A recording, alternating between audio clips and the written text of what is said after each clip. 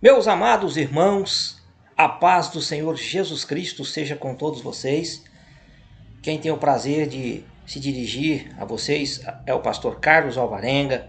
Eu sou pastor aqui na Assembleia de Deus, na cidade de Uberlândia, estado de Minas Gerais. Pertenço ao Ministério de Madureira e o nosso pastor presidente é o pastor Antônio Almeida, a quem envio as minhas saudações. É um prazer me dirigir até você por meio dessa videoaula. E essas videoaulas têm o objetivo de comentar as lições bíblicas da escola dominical. Trabalhamos com as revistas da editora Betel e hoje estou aqui para comentar a lição de jovens. Neste primeiro trimestre do ano de 2022, nós estamos estudando as cartas pastorais, ou seja, as cartas enviadas pelo apóstolo Paulo aos pastores Timóteo e Tito. Essas cartas elas trazem instruções para os líderes da igreja e é um assunto bem interessante. Hoje, lição de número 11, vamos falar sobre o problema dos embaraços da vida. Vamos orar e na sequência a nossa aula. Pai de amor, de bondade e misericórdia, obrigado pela grande salvação em Cristo Jesus. Senhor, obrigado pelo privilégio de conhecer a Tua palavra e de ministrá-la. Meu Deus, me dá graça, autoridade e sabedoria para ministrar a Tua palavra. A Tua palavra é viva e eficaz, que ela possa, ó Deus, alcançar resultado na vida daqueles que vão entrar em contato com a mesma. Tal como boa semente, que ela produza bom fruto. Que os professores, que os alunos que vão assistir essa aula possam ser abençoados, edificados e serem cada vez mais transformados à semelhança de Cristo Jesus. Obrigado pela tecnologia que nos permite alcançar pessoas distantes. Em nome de Jesus nos abençoa. Amém e amém. Então vamos, irmãos, à lição de número 11, o problema dos embaraços da vida. Nosso texto base, 2 Timóteo capítulo 2, verso 4. Ninguém que milita se embaraça com negócios desta vida, a fim de agradar aquele que o alistou para a guerra. Não podemos inverter os valores. Nossa prioridade deve ser o reino de Deus. O soldado precisa estar focado em sua missão. Não pode ser alguém de ânimo dobre, não pode ser alguém indeciso. Nossa verdade aplicada, somente olhando para Jesus, nos livraremos dos pesos. O próprio Jesus diz assim: Vinde a mim, todos os que estáis cansados e oprimidos, e eu vos aliviarei. Tomai sobre vós o meu jugo, e aprendei de mim, que sou manso e humilde de coração, e encontrareis descanso para as vossas almas. Mateus 11, 28 e 29. Então vamos aí à introdução da nossa aula. Ao longo da jornada da vida cristã, inevitavelmente serão travadas batalhas contra inimigos. E os nossos inimigos são visíveis e invisíveis. São inimigos internos e inimigos externos. Nossos três grandes inimigos são o mundo, que é esse sistema anti-Deus, anti-igreja, no qual nós estamos inseridos, cujo príncipe, o governador, o líder é Satanás. A carne, que é a nossa natureza caída, é a natureza adâmica, que ainda está em nós. Só vamos nos livrar dela quando formos arrebatados. E o diabo, o arqui-inimigo nosso. Adversário nosso. É bom ressaltar que o diabo ele é inimigo do homem. Ele é adversário do homem, não contra Deus, porque contra Deus não existe a menor possibilidade de você lutar. Então, ele é um inimigo humano. Ele se opõe ao povo de Deus. E a Bíblia nos diz, resistir ao diabo, e ele fugirá de vós. Por isso é necessário vigilância e discernimento para que vençamos os nossos inimigos, para que vençamos as batalhas da vida. Então, o primeiro tópico da nossa aula hoje é tomando cuidado com os embaraços. Vamos ver aí sobre essa questão dos embaraços. Paulo se utiliza da figura do soldado para trazer lições a Timóteo. Paulo gostava de usar bastante a linguagem figurada. Você vai ver isso nas epístolas paulinas. A expressão embaraço é empleco em grego. Embaraço é estar envolvido, emaranhado em alguma coisa, enredado, preso. Veja o embaraço como coisas desnecessárias, que apenas trazem perca de tempo e energia. O embaraço ele dificulta as coisas. Por exemplo,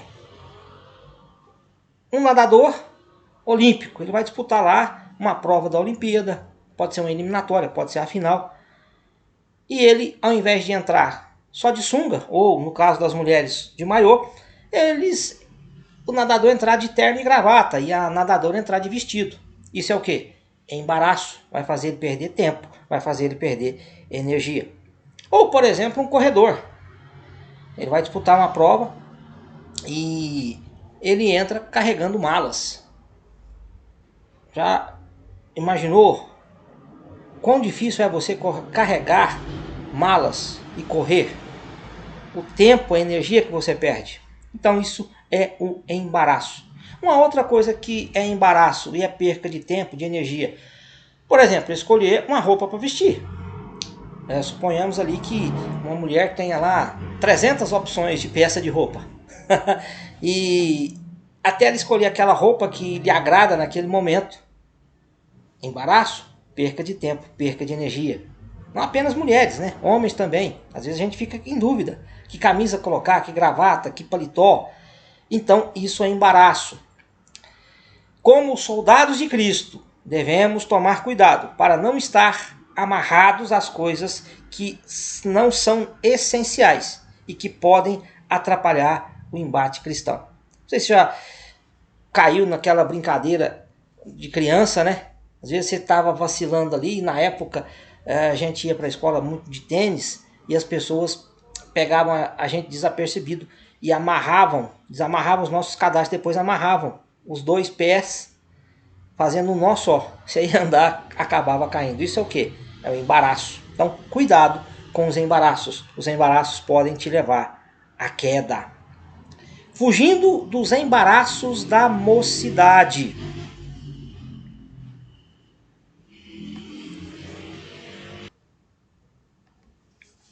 Timóteo foi alertado pelo apóstolo Paulo a fugir dos desejos da mocidade. 2 Timóteo 2,22. Foge também dos desejos da mocidade. Outras versões, foge também das paixões da mocidade. A expressão desejos aqui diz respeito tanto a aspectos lícitos como ilícitos. Então, desejo aqui pode ser algo positivo, lícito, ou algo negativo e ilícita. Então, todo desejo ele é ou lícito ou ilícito. 1 Coríntios 6,12, palavras do apóstolo Paulo. Todas as coisas me são lícitas, mas nem todas as coisas me convêm. Todas as coisas me são lícitas, mas eu não me deixarei dominar por nenhuma delas. É óbvio que quando Paulo diz foge também dos desejos da mocidade, ele está se referindo a algo ilícito, algo negativo. Não fica explícito o que ele quer dizer, mas podemos pensar que seja dinheiro, fama, sexo, que são atrativos que o mundo usa para nos embaraçar. Então nós precisamos ter cuidado com a sensualidade. Nossa sociedade é uma sociedade onde a sensualidade ela tem sido dominante. Para onde você olha, você vê a sensualidade aí. Sansão é um exemplo de alguém que era controlado por seus desejos. Quando uma pessoa é controlada por seus desejos, a queda está próxima. E foi o que aconteceu com Sansão. Ele era controlado pelos seus desejos e, infelizmente, caiu vergonhosamente. Romanos 6, 12 e 13. Não reine, portanto, o pecado em vosso corpo mortal, para lhe obedecerdes em suas concupiscências. nem tampouco apresenteis os vossos membros ao pecado, por instrumentos de iniquidade, mas apresentai-vos a Deus como vivos dentre os mortos, e os vossos membros a Deus como instrumentos de justiça. Então Paulo fazendo aí um apelo a nós. Tiago 1, 14 e 15. Depois, havendo a concupiscência concebido, dá à luz o pecado, e o pecado, sendo consumado, gera a morte. 1 Pedro 1,14. Como filhos obedientes, não vos conformando com as concupiscências que antes havia em vossa ignorância. Então nós somos aí alertados a não sermos dominados pelas paixões, pela concupiscência, pelos desejos. Romanos 13,14. Mas revesti-vos do Senhor Jesus Cristo, e não tenhais cuidados da carne em suas concupiscências. Gálatas 5,16. Digo, porém, andai em espírito, e não cumprireis a concupiscência da carne. Porque esta é a vontade de Deus, a vossa santificação, que vos abstenhais da fornicação, e que cada um de vós saiba possuir o seu vaso em santificação e honra, não na paixão da concupiscência, como os gentios, que não conhecem a Deus. 1 Tessalonicenses 4, 3, 4 e 5. E finalizando, 1 Pedro 2,11. Amados, peço-vos como a peregrinos e forasteiros, que vos abstenhais das concupiscências carnais, que combatem contra a carne. É interessante que o conselho de Paulo, ele tem dois aspectos. Tem um aspecto positivo e tem um aspecto negativo. O aspecto aqui negativo, né? Fugir do pecado. Então o pecado você foge dele. Porque se você enfrentar, você fatalmente vai cair, vai ser derrotado. Então, fugir do pecado. Mas ele fala em seguir a fé, o amor e a paz. Então, você deve escapar do mal, mas deve prosseguir no bem. Repetindo, você deve escapar do mal, fugir do mal e prosseguir no bem. Forte não é quem enfrenta, e sim quem corre. Forte não é quem enfrenta, e sim quem corre. Prosseguindo agora, nós vamos falar sobre tendo a disciplina de um soldado. O soldado ele é treinado para servir, defender e lutar pelos ideais de uma pátria. O treinamento ele prepara o corpo a fim de torná-lo resistente a situações adversas, né? Porque o soldado ele enfrenta todo tipo de situação. Ele enfrenta mato, ele enfrenta pântano, ele enfrenta deserto, ele enfrenta sol, ele enfrenta chuva. Então, calor, frio. Então, o soldado precisa ter o seu corpo, o seu físico preparado para enfrentar situações adversas. Mas também o treinamento prepara a mente. O soldado precisa ser alguém que tenha o seu mental, a sua forma de pensar, de agir controlada. Ele não pode ser alguém, como eu disse, né, de ânimo dobre, ele não pode ser alguém descuidado, ele não pode ser alguém que não tenha atenção. Então, o soldado é preparado tanto fisicamente quanto mentalmente. E nós, como cristãos, precisamos ter um cuidado ainda maior com a nossa parte mental, com aquilo que nós pensamos, com aquilo que a gente vê, com aquilo que a gente ouve. Como soldado de Cristo, devemos ser disciplinados na nossa vida diária. Precisamos ser pessoas de oração, pessoas que leem a palavra de Deus, pessoas que têm o seu tempo ali para ir à igreja. Isso é disciplina. Disciplina é submeter-se a algo, é submeter-se a um treinamento. Disciplina é observar preceitos, regras, princípios que regem a vida diária. Pessoas bem-sucedidas são pessoas disciplinadas.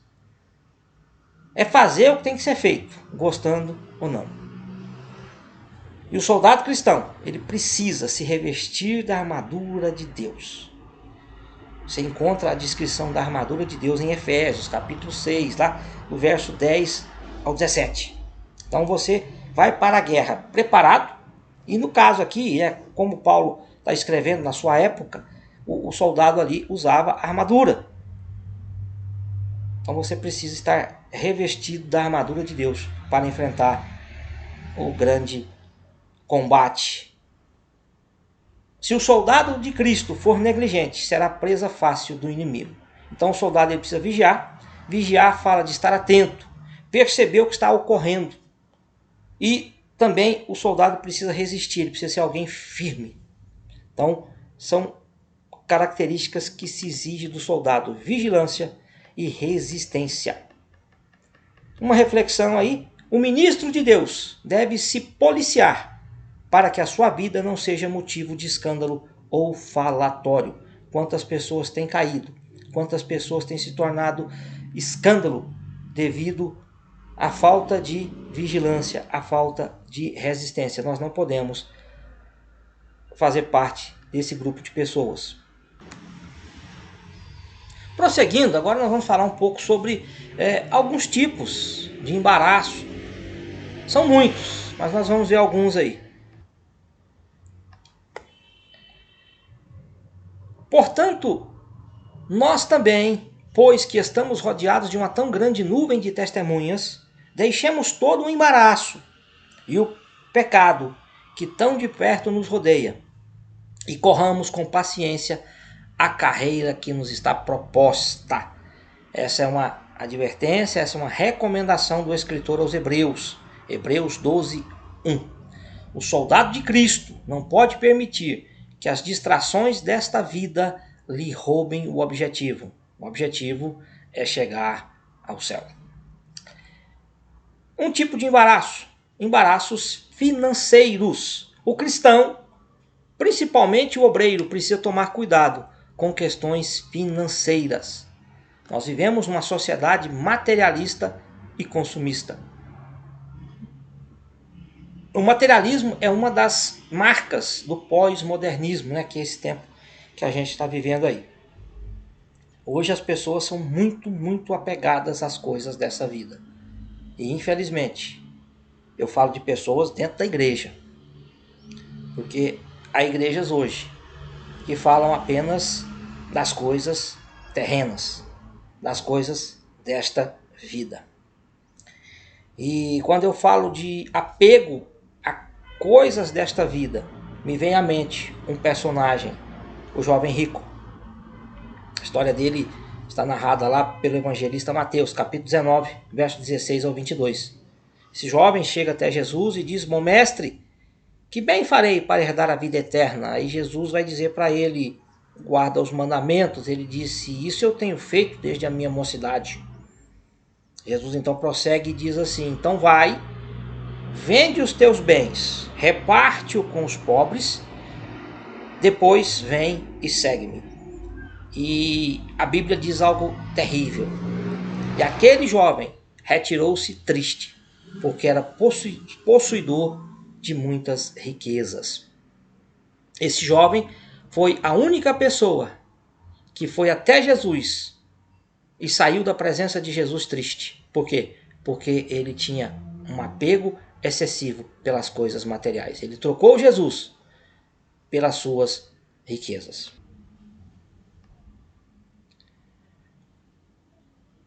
1 Timóteo 6,10. Porque o amor ao dinheiro é a raiz de toda a espécie de males. E nessa cobiça alguns se desviaram da fé e se traspassaram a si mesmos com muitas dores. Então, o dinheiro é neutro. Ele pode ser bênção ou maldição. A questão é o amor ao dinheiro, o apego excessivo ao dinheiro.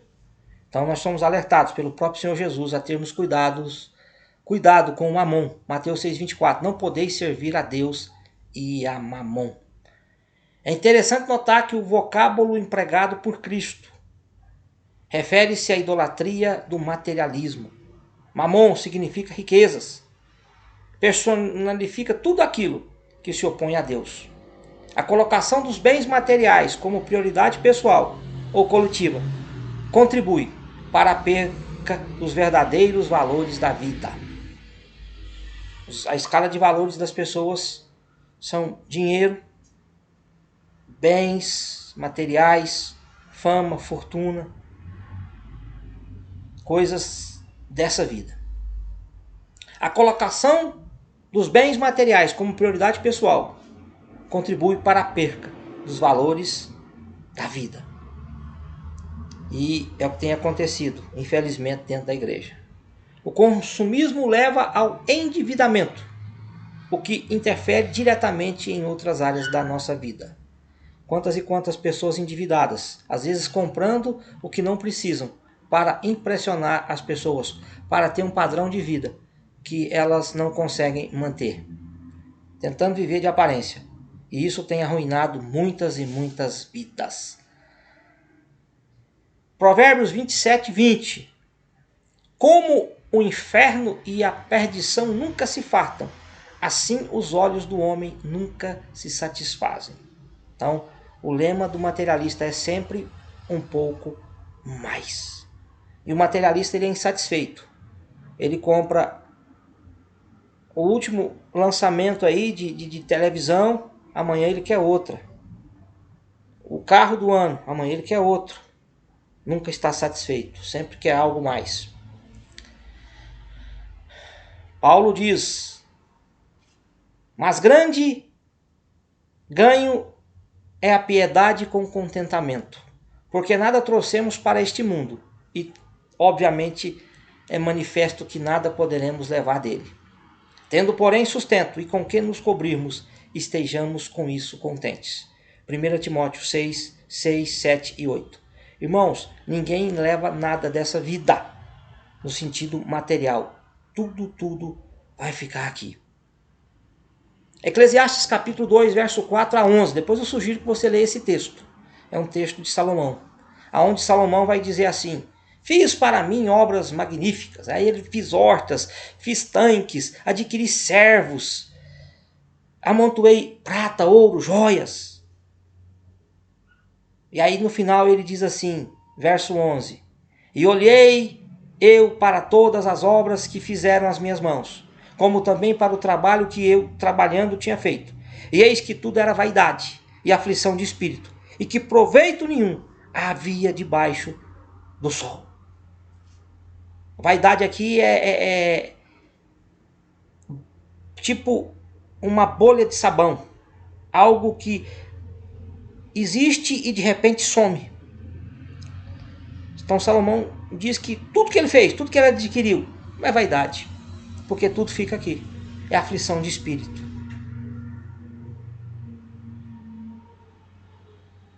Então nós vimos aqui embaraço na área financeira, agora nós vamos ver um outro tipo de embaraço, que é o embaraço na área sexual. Escândalos sexuais são uma triste realidade nas igrejas, e muitos desses escândalos são encabeçados por líderes. Quantos líderes eclesiásticos não são aí páginas de jornal, de revista, de jornais, por estarem envolvidos com escândalos sexuais? Adultério, fornicação, pornografia tem arruinado famílias e ministérios. Paulo diz: fugir dos desejos. Se você fizer um contraste entre José e Davi, você vai ver que José foi bem sucedido porque ele fugiu. Ele fugiu do assédio da esposa de Potifar.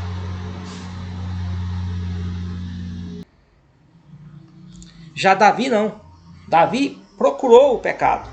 Ele mandou trazer a mulher, Betseba, deitou-se com ela. Ele desceu, ele cedeu às paixões carnais. E o embaraço para Davi foi grande. Cometeu adultério, assassinato, teve o filho morto, inimizade entre filhos, golpe de estado. Tudo porque Davi cedeu aos desejos sexuais.